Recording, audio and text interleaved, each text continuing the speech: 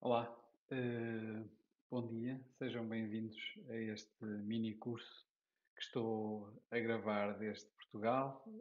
agradecendo desde já pelo convite para a participação no Congresso Internacional de Preservação Intestinal, Estratégias para o Século XXI. Este mini curso será sobre uma norma, o Spectrum PT, eh, que pretende mostrar como é que de forma simples nós podemos gerir eh, as coleções que temos ao nosso dispor. Antes de mais, e começando, gostaria de me apresentar. O meu nome é Alexandre Matos, eu sou doutorado em Museologia pela Universidade do Porto. Sou desde 1999 colaborador da empresa Sistemas do Futuro, que trabalha em Portugal e no Brasil com um conjunto de museus e instituições na área da catalogação e da gestão das coleções eh, de museus e de outras instituições similares. Trabalho também com o CITSEM, com o Centro, que é um centro de investigação Cultura, Espaço e Memória, que está integrado na Universidade do Porto, e sou também professor afiliado na Universidade do Porto. Faço parte do board do Comitê Internacional para a Documentação do ICOM, o CIDOC, e colaboro também com muito gosto com a Associação Portuguesa de Bibliotecários, Arquivistas e Documentalistas, no grupo de trabalho de Sistema de Informação em Museus, desde há alguns anos a esta parte, especificamente também com o trabalho que me vão ver à frente aqui da norma Spectrum PT. A minha experiência na área, como é óbvio, de museus, documentação, sistemas de informação e gestão de informação, na norma Spectrum também, como é óbvio, e tenho interesses também nesta mesma área relativamente às políticas de gestão de acervos, de informação, a gestão de dados e por aí fora. Sou também, e principalmente, pai do João e da Inês, que será talvez a minha tarefa principal. Nós hoje vamos falar sobre o Spectrum, mas antes de começarmos a falar sobre a norma em si, eu gostava de comparar, de certa forma, aquilo que é o processo de documentação de coleções e o ponto de situação em que nós estamos relativamente à, à gestão e à catalogação eh, e à informação existente até ao momento sobre as coleções. Neste momento, em Portugal, grande parte do universo europeu, nós estamos a uns anos-luz, se calhar, da mesma forma como vemos a nossa ida enquanto espécie a Marte, estamos mais ou menos da mesma forma. No entanto, embora seja um objetivo que nos pareça de certa forma distante, nós já começamos a dar os primeiros passos para o atingir e para conseguirmos ter sistemas de gestão de coleções que sejam hum, utilizados pela maioria dos museus para a maioria das coleções e de forma a sustentarem as decisões das tutelas, das instituições que gerem esta informação, que gerem este património, para que sejam o mais informadas possível. Para o fazermos, nós dispomos de alguns instrumentos. Esses instrumentos são cada vez mais essenciais para os museus e eu vou começar por os abordar em duas partes. Uma primeira parte que tem a ver com as normas desculpem, com as políticas, e uma segunda parte que tem a ver com as normas e, especificamente no caso que nos traz aqui hoje, com a norma Spectrum, que é uma norma de gestão de coleções que nasceu no Reino Unido e já iremos ver a sua descrição. A documentação tem estes dois componentes como pedras essenciais, como base de todo o trabalho que é feito para uma boa gestão de coleções no universo das instituições de memória, ou seja, museus, arquivos e bibliotecas, principalmente. Ok, então, políticas de coleções. O que são, o que refletem, qual é o seu ponto de partida, o que devem conter, dão origem a quê, quem as utiliza, como é que as podemos consultar ou como as devemos consultar, melhor dizendo, talvez, e para que servem. não é? As políticas de gestão de coleções eh, têm, de acordo com o Code of Practice for Cultural Collection Management, que é uma candidata à norma na British Standard Institution, eh, tem um conjunto de pressupostos relativamente à forma como a política de gestão de coleções se assenta na missão do museu, deve incluir informação sobre o seu desenvolvimento da coleção, a documentação da coleção, a acessibilidade à coleção e a conservação da coleção, ou de informação da, da, da própria informação, da preservação da documentação sobre a coleção, e deve sustentar esta política de gestão de coleções, um plano e estratégia de documentação como elemento final para o processo de gestão de coleções. Elemento final em termos de políticas e de preparação de utilização desta informação. A missão, como toda a gente, como todos saberão, eu não vou perder muito tempo nesta parte, a missão de um museu é aquilo que dirige tudo o que o museu faz, ou seja, é a visão que o museu tem sobre o que é, que vai depois permitir a formação de políticas, o planeamento, as operações e a definição de uma base de estratégia de atuação que o museu e todas as suas áreas de trabalho devem seguir. Daí a política de gestão do museu, sendo sustentada por essa missão,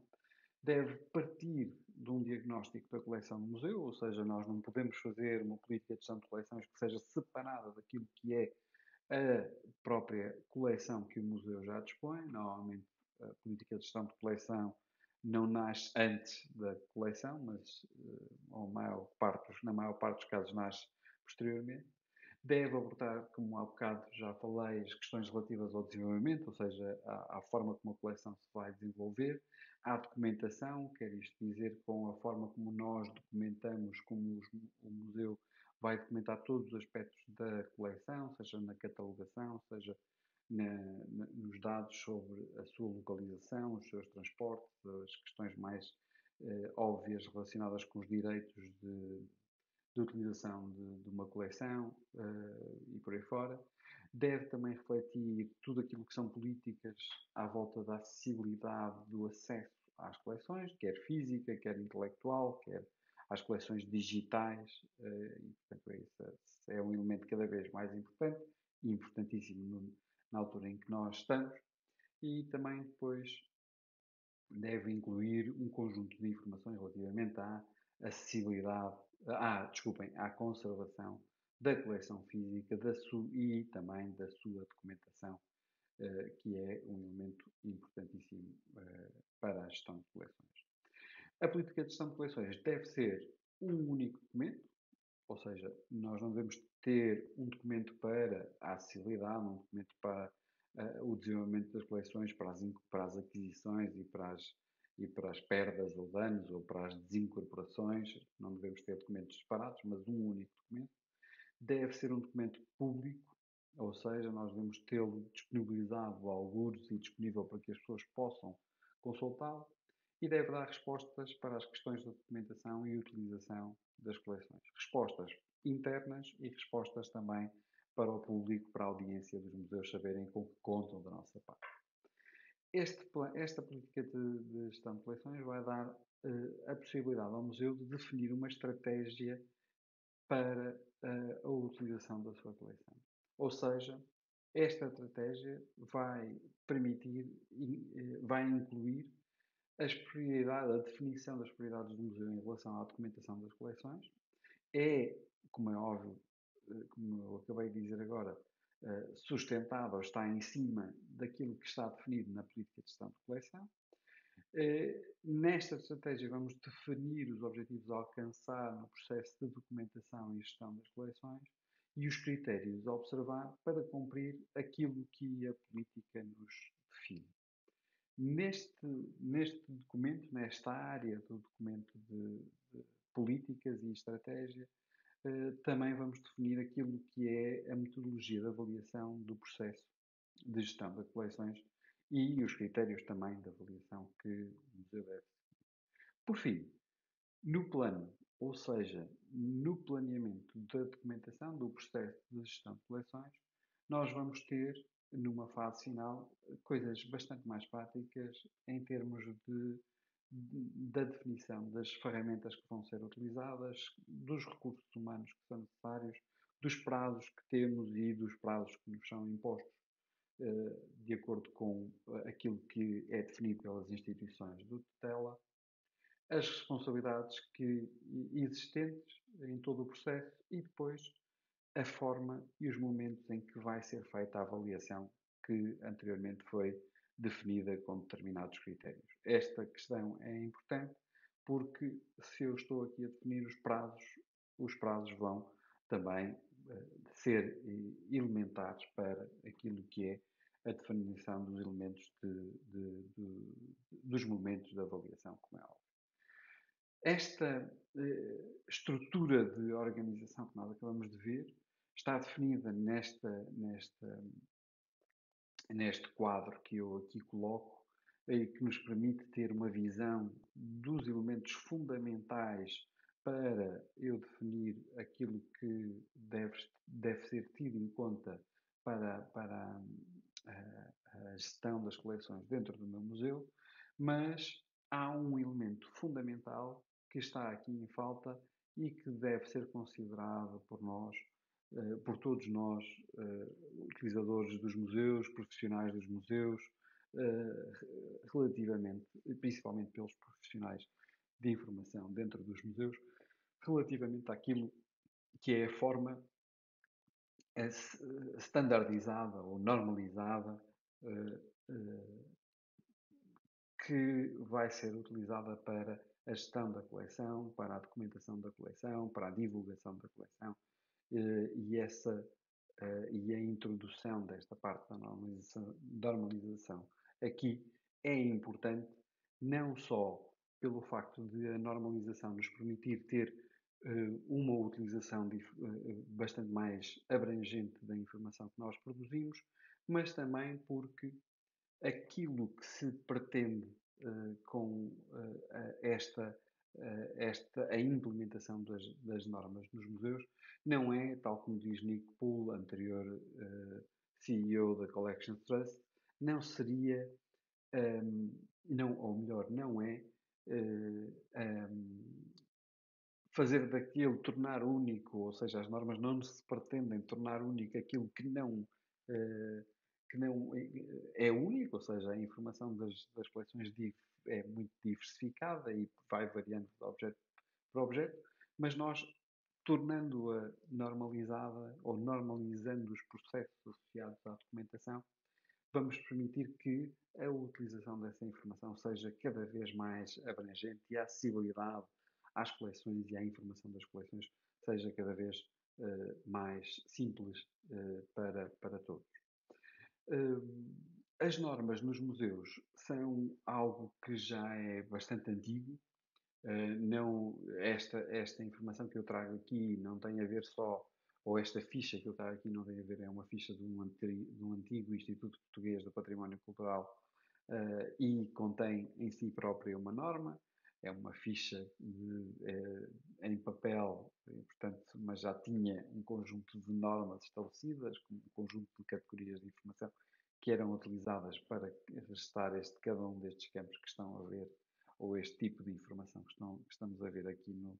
nesta imagem. Mas são, tanto as normas dos museus, é algo que existe desde que começaram a existir museus modernos. Ou seja, nós desde o início tentamos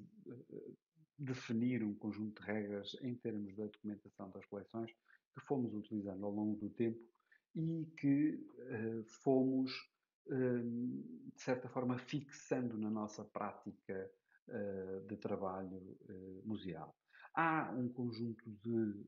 tipos de normas diferentes, as normas de facto, as normas de jure, as normas internas de cada museu, as normas de comunidade, as normas nacionais ou normas internacionais, esta classificação das normas tem muito a ver com a forma como elas são produzidas ou como são depois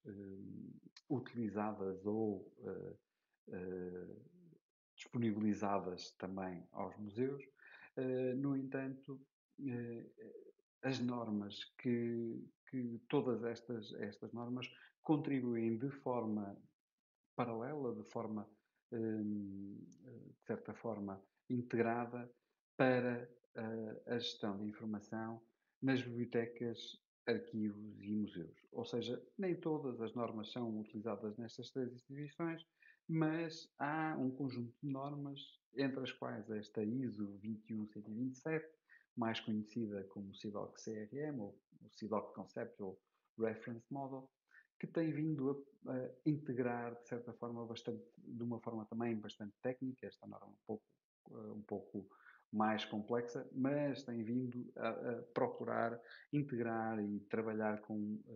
estas três setores que têm normas descritivas também bastante específicas para cada um deles, mas cujo objetivo é cada vez mais fazer a aproximação destas áreas. Estas normas nos museus normalmente são reconhecidas em três grandes categorias. As normas de procedimentos, as normas de terminologia ou vocabulário controlado, se assim quiserem, e as normas de estrutura de dados. A estas categorias junta-se um conjunto de normas técnicas, ou específicas do setor, ou genéricas. Por exemplo, uma norma genérica é os documentos,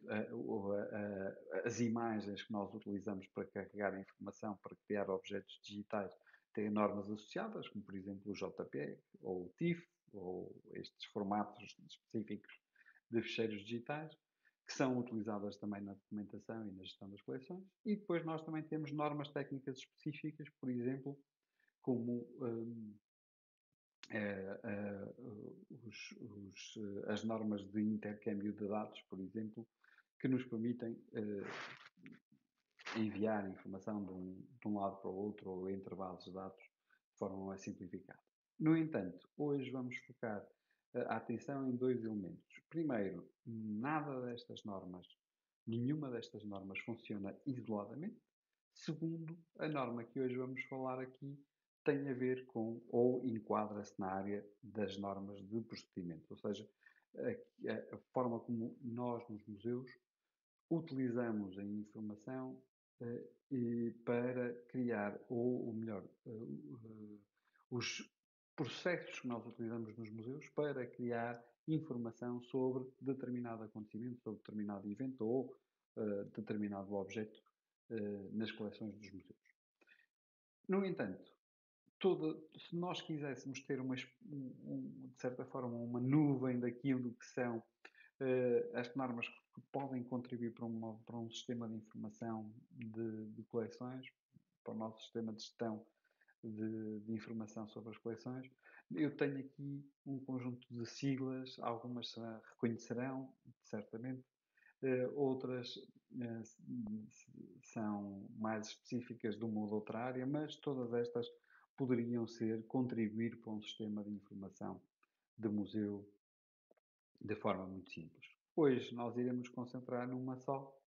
que será o Spectrum. O Spectrum é uma norma que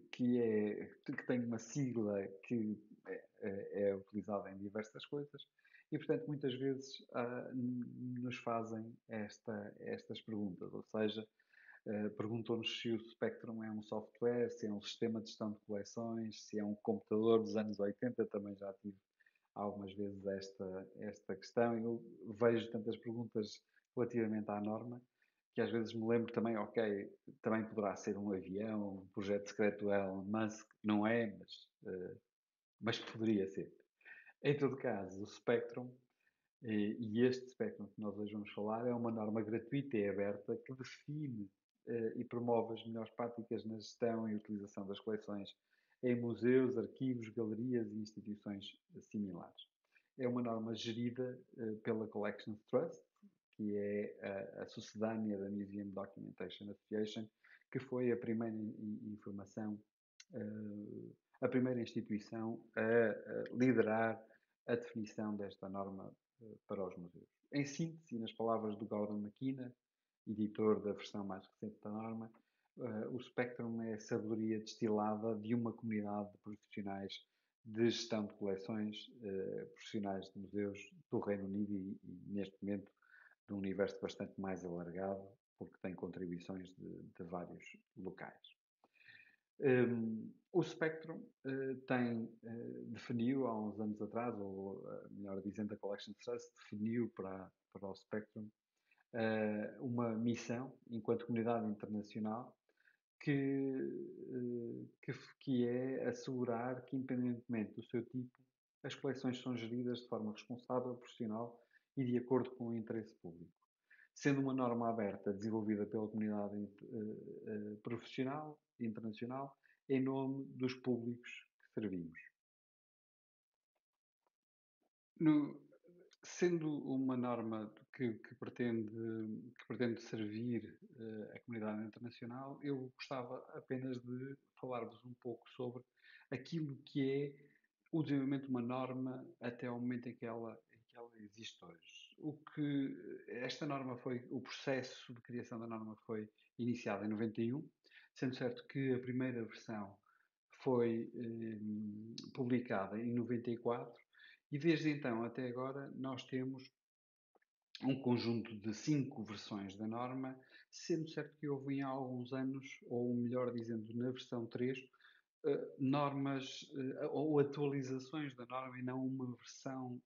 nova e, portanto, há aqui um desfazamento em termos de tempo da versão 3 que teve desde 2005 até 2011 em utilização e só em 2011 é que saiu uma versão 4. Em todo caso, vamos ver cada uma delas de forma bastante simples. A versão 1, cujo editor foi a Alice Grant, do Victor and Albert, procurou ter um crescimento orgânico daquilo que eram as boas práticas utilizadas no, no Reino Unido. O objetivo da criação desta primeira versão da norma era ser um instrumento prático que não fosse prescritivo, ou seja, que não desse receitas únicas, participado pela comunidade e que procurava ter um conjunto de elementos que permitissem utilizar este documento na formação também dos profissionais dos museus e na promoção e na divulgação e utilização de normas para a gestão das coleções. Mais tarde, na versão 2, foram introduzidas algumas alterações nos procedimentos e requisitos de informação, manteve-se esta grande capa A4 com um folheto associado, e houve atualizações aqui na componente da formação e dos fact sheets que estavam associados a esta versão. Houve um interregno depois de 10 anos de uma versão para a outra, da 2 para a 3, mas durante este interregno houve a criação de um conjunto de elementos que foram importantes também para o desenvolvimento da versão 3 da norma, que incluiu um conjunto de questões adicionais, como por exemplo aquilo que são os materiais digitais, uma revisão, como é óbvio, teria de ser das unidades de informação, alterações e novo conteúdo que foram incluídos, quer pela Tima Patati e pelo Gordon McKenna, e portanto houve um conjunto de adições, junções e renomeações dos procedimentos, alterações nas estruturas também destes procedimentos, houve a criação da terminologia Spectrum e neste momento, e de forma principal, a norma passou a ser grátis para uso não comercial e passamos a ter uma divulgação desta informação através de PDF. Na versão 3.1 e 3.2 houve também a criação de novas metodologias, como por exemplo o Revisiting Collections, muito importante, e também a criação de um Spectrum XML, que permitiu ter também um esquema de intercâmbio de dados, a criação de PDFs mais facilitada e um conjunto de gestão de versões também mais simples. Neste momento já existiam mais de 5.000 licenças atribuídas da norma em todo o universo de utilizadores. Na versão 4, que é a versão que nós iremos falar aqui, porque é a única versão que está traduzida para português, já iremos falar também sobre essa questão. Foram incluídos fluxogramas de trabalho, é a grande novidade. Há um apêndice separado relativamente aos requisitos de informação e estão mais de 7.000 licenças, neste momento bastante mais do que essas licenças, e foram feitas traduções desta norma da versão 4 para diversas línguas, entre as quais o português do Brasil e o português de Portugal, que têm pequenas diferenças, mas em boa verdade há uma única publicação desta norma em português do Brasil para simplificação de processos. O Spectrum, o Standard, é composto por procedimentos e requisitos de informação, pelo Spectrum DAM e pelo Spectrum Schema. Nos procedimentos estão incluídos 21 procedimentos, dos quais 8 procedimentos são primários e são utilizados no Museum Accreditation Scheme, no Reino Unido, e também incluem aquilo que é o Collection Management nos museus, bibliotecas e arquivos, com a norma que eu há pouco falei relativamente aqui ao Spectrum, ou a esta PAS 197, e PAS 197. Dos procedimentos, dos 21 procedimentos do Spectrum, que estão aqui listados, estes procedimentos que estão em itálico e sublinhados são os tais 8 procedimentos primários, ou seja, os procedimentos que devem existir nos museus para que os museus possam ser certificados no Reino Unido, e que são aqueles procedimentos mais simples, mais basilares para que o museu a qualquer altura conheça e saiba as informações básicas sobre as suas coleções. Ou seja, nós temos aqui entrada, empréstimos, entrada, empréstimos, saída, incorporação, controle de localização em movimentos, a catalogação, a saída de objetos e um procedimento também essencial que é a documentação retrospectiva. Destes 21 procedimentos, e como há pouco disse, no Spectrum 4 a descrição passou a ser não um texto descritivo do processo, mas a ser feita através da inclusão de fluxogramas de trabalho que identificam as entidades, o processo, os procedimentos relacionados e a informação que deve ser registada em cada um dos procedimentos que são identificados, neste caso, como o exemplo que tem aqui, dos procedimentos que são identificados como essenciais para a norma. Aqui estamos a falar do início do procedimento de entrada do objeto e, como veem, na descrição do processo, nós vamos ter um passo a passo do que cada pessoa deve fazer para acabar um determinado processo. Relativamente aos requisitos de informação, ou seja, o segundo volume, ou a segunda parte da norma, embora ela seja integrada, como é óbvio, não a podemos separar, nós vamos encontrar um conjunto de grupos de informação relacionados com objetos, procedimentos, referências e outro tipo de informação,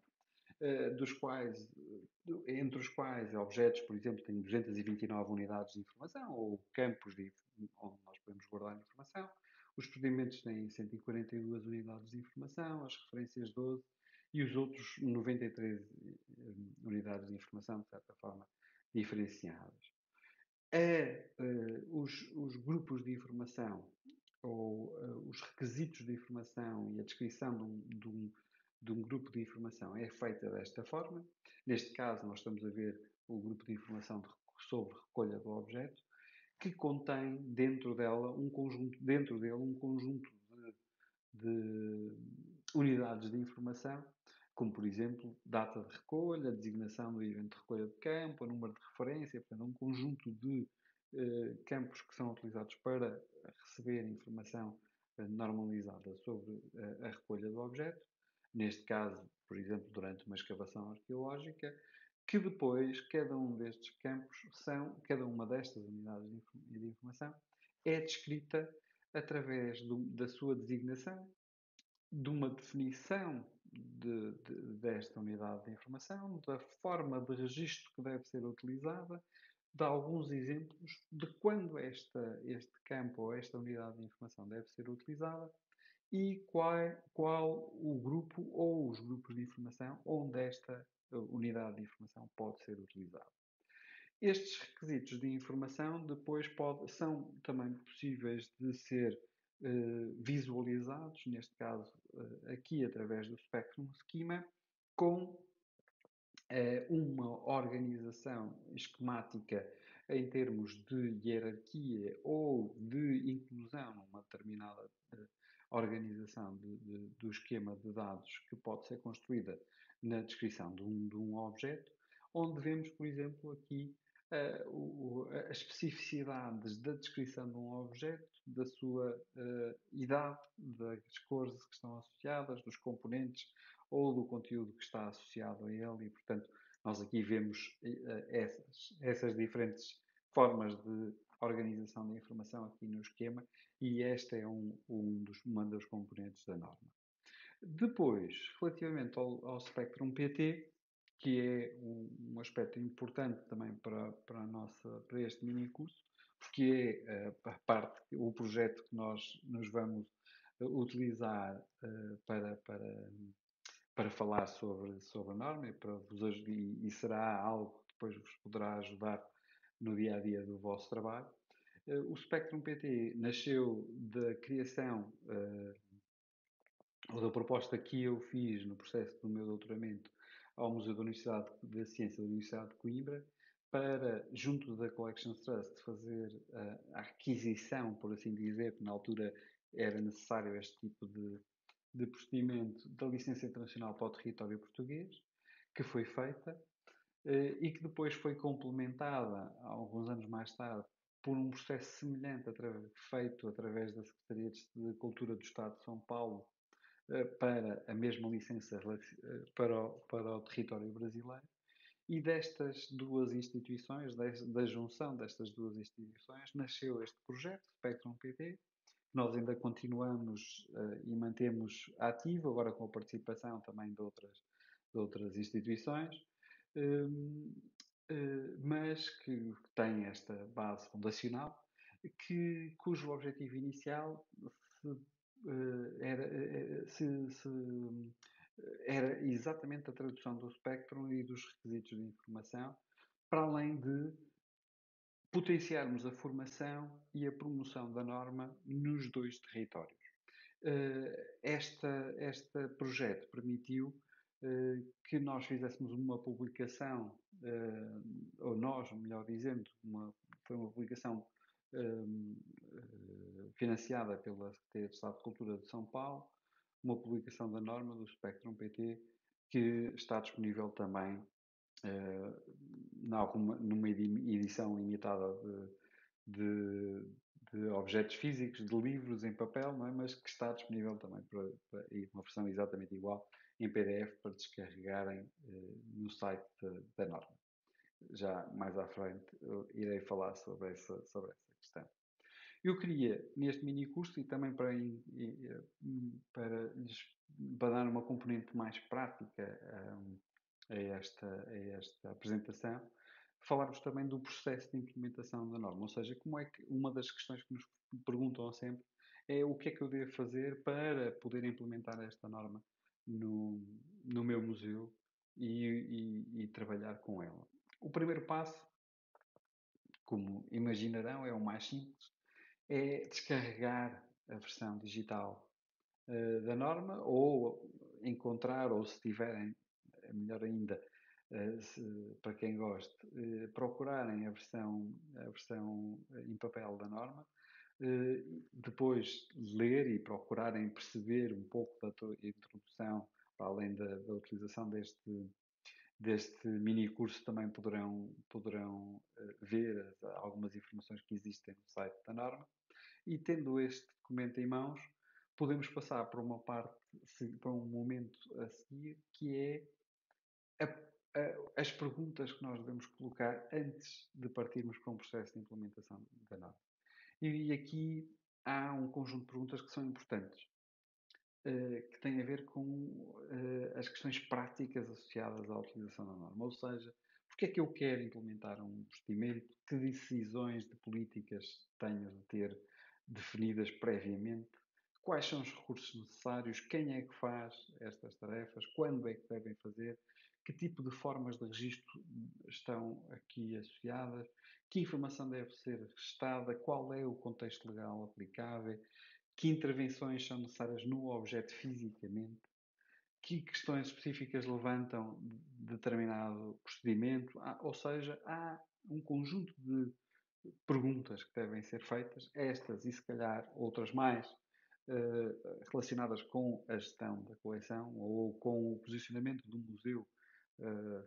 relacionado com a posição da coleção. Por exemplo, se eu quiser implementar um procedimento de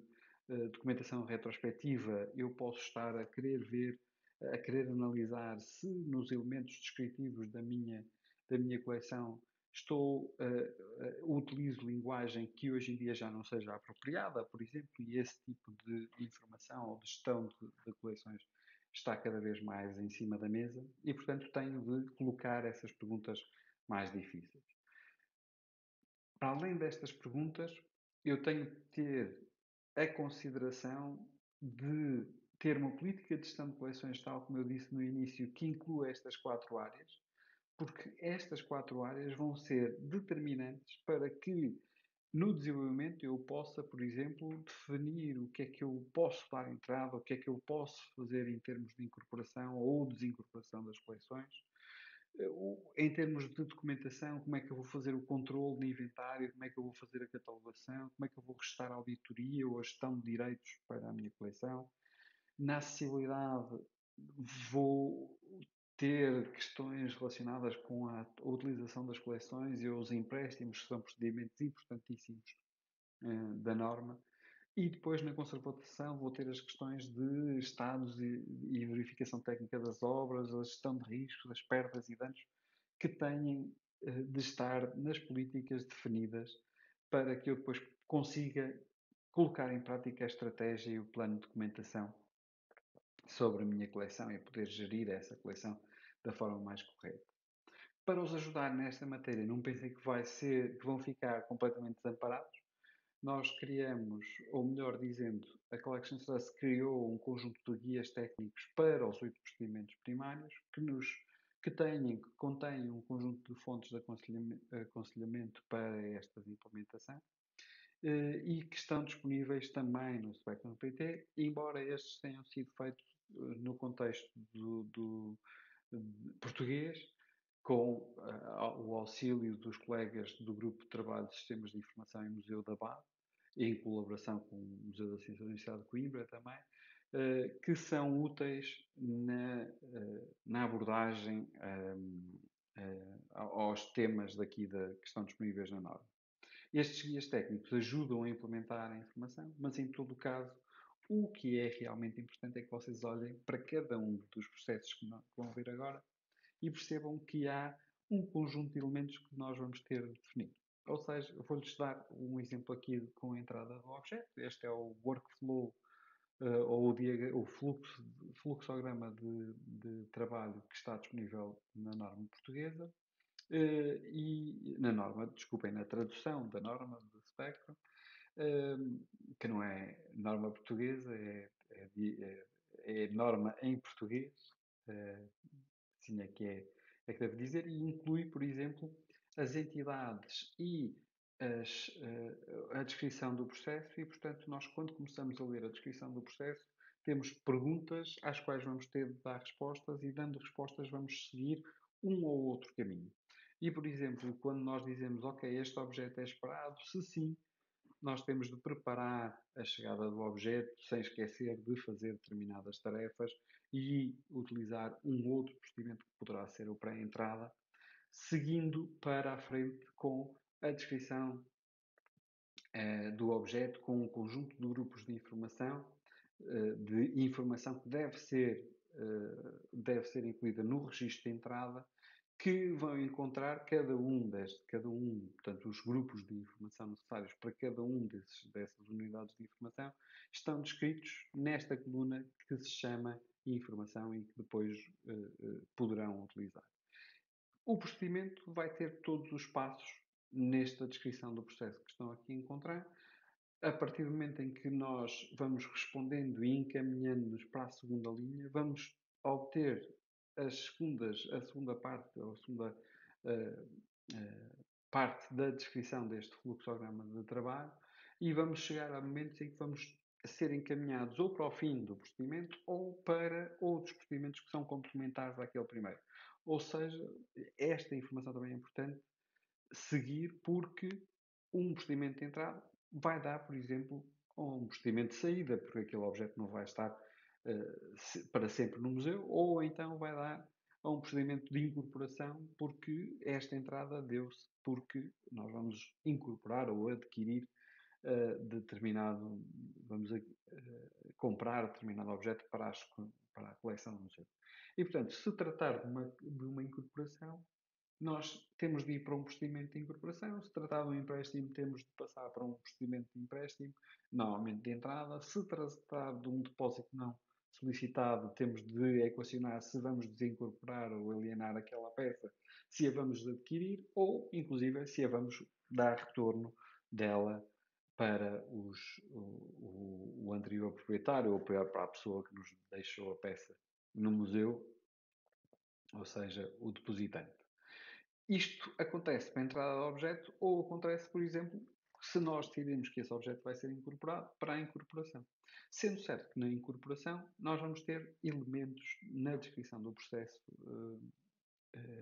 da norma que nos vão dizer em cada passo, por exemplo, quando nós verificamos, quando o objeto vai chegar ao museu, vamos ter de tomar a decisão se vamos incorporar esse objeto com base naquilo que são as políticas e procedimentos estabelecidos pelo museu. Vamos ter de planear a recepção desse objeto e, portanto, temos a ligação ao procedimento anterior que estava a descrever da entrada do objeto. Vamos ter de proceder à verificação do estado de conservação e, portanto, temos de ligar ao procedimento que é a avaliação técnica e verificação do estado de conservação dos objetos, ou do objeto, se tratar apenas de um. E depois vamos entrar naquilo que é, que todos vocês conhecem, todo quem dos vocês que trabalham com a gestão de coleções, que é quando eu recebo um objeto, tenho que dar à pessoa que, que me o entrega um título, um recibo e de criar para mim, para o museu, um título de propriedade inequívoco que me possibilite no futuro comprovar que eu obtive este objeto de forma legal. Seja por compra, seja por uma doação, seja de que forma for. E, portanto, eu vou ter cada um dos passos relacionados com o tipo de incorporação aqui associados à base de dados. Por exemplo, se for um legado, uma recolha de campo, uma oferta, uma compra, uma permuta ou qualquer outro tipo de incorporação, eu tenho de definir as regras que vou utilizar para esta matéria. Depois, para além de definir isto, eu tenho que definir a forma como vou garantir a utilização deste objeto para o futuro e da informação relacionada com ele. E, portanto, tenho aqui, por exemplo, a ligação a um outro procedimento que é a gestão dos direitos associados para a utilização, dos direitos de autor e por aí fora. E depois vou ter aquilo que é a parte prática da gestão, como por exemplo a atribuição de um número único a cada um dos objetos, a marcação desse número no objeto e no sistema de informação que eu utilizo, seja ele manual, seja informatizado, mas tenho de guardar este tipo de informação. E depois vou ter as considerações normais, por exemplo, relativamente a fotografar os objetos, ao registro da localização desses objetos, à marcação física do número de inventário no objeto, à inclusão de informações sobre a pessoa que o deixa no museu, à história do objeto, à investigação, portanto, à utilização, a partir do momento em que ele é meu, daquilo que eu preciso de garantir, conhecer sobre aquele objeto para o utilizar da forma mais correta e cientificamente mais sólida. Por fim, E claro, eu trago aqui só estes dois aspectos, dois procedimentos, e poderíamos aqui linkar um conjunto de outros procedimentos associados à norma, mas queria deixar estes últimos minutos para falarmos sobre o Spectrum 5. O Spectrum 5 já está disponível em inglês e noutras línguas. Nós, neste momento, estamos um bocado atrasados, mas a procurar ganhar tempo eh, para traduzir esta norma.